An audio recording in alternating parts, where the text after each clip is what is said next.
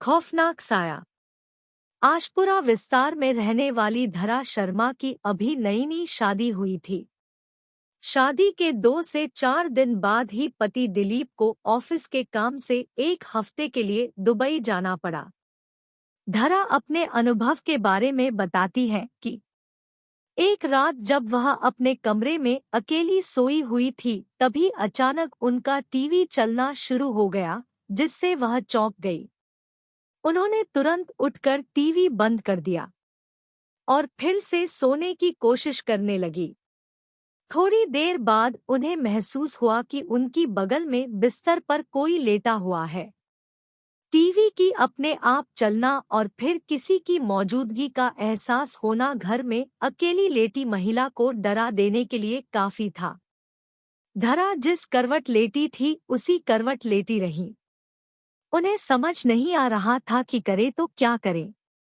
खुद को समझाने के लिए उन्होंने सोचा कि शायद ये उनका वहम होगा, लेकिन थोड़ी देर बाद उन्हें फिर से वही अनुभव हुआ कि जैसे बिस्तर का गद्दा दब रहा हो और बगल में लेटकर कोई करवट बदल रहा हो। इस एहसास से धरा के तो रोंगटे खड़े हो गए। वह समझ नहीं पा रही थी कि यह सब हो क्या रहा है। बहुत हिम्मत जुटाकर वो बिस्तर से उठीं और पीछे पलट कर देखा। वहां कोई नहीं था, लेकिन जब उनकी नजर गद्दे पर पड़ी तो धरा का दिल दहल गया। गद्दा नीचे की ओर दबा हुआ था और ऐसा दिख रहा था जैसे उस पर कोई इंसान लेटा हुआ है। अब वह चिल्लाना चाहती थी, पर खौफ और डर के मारे उनके हलक से आवाज तक नहीं निकली। दिल की धड़कन बहुत तेज हो चली थी। घबराहट में धरा ने तकिया उठाकर उस जगह पर फेंका जहां गद्दा दबा हुआ था। ऐसा करते ही बिजली की तेजी से गद्दा ऊपर आकर ठीक हो गया और धरा को ऐसा भास हुआ कि वहां से कोई परछाई तेजी से उठ खड़ी हुई हो। इसके बाद करीब 30 मिनट तक कोई हलचल नहीं हुई। तब धरा में थोड़ी बहुत हिम्मत बंधी और उसने पास पड़े मोबाइल से बगल के कमरे में सो रही अपनी सासू माँ को फोन किया।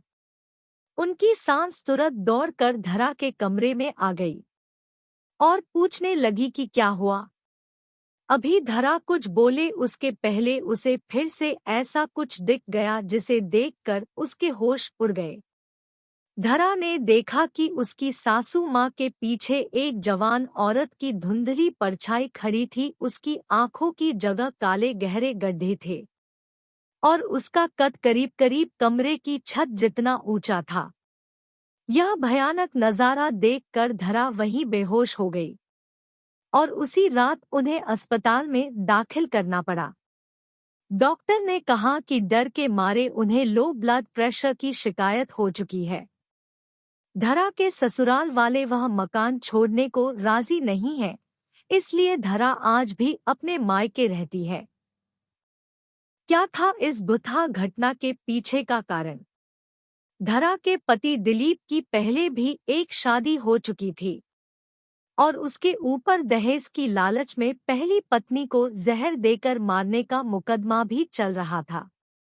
बदनामी के कारण दिलीप अपनी मां के साथ एक नए घर में आकर रहने लगा था, जबकि उसके पिता अभी भी पुराने घर की देखभाल कर रहे थे। धरा के परिवार वालों को शादी से पहले ये बात पता नहीं चल पाई, लेकिन इस भुतहा घटना के बाद जब धरा ने दिलीप को आपबीती सुनाई तो उसने पहली पत्नी का राज खोला। हालांकि उसका कहना था कि पत्नी को उसने जहर नहीं दिया था, बल्कि उसने खुद ही जहर खाकर जान दी थी। अदालत में अभी भी ये मामला लटका हुआ है।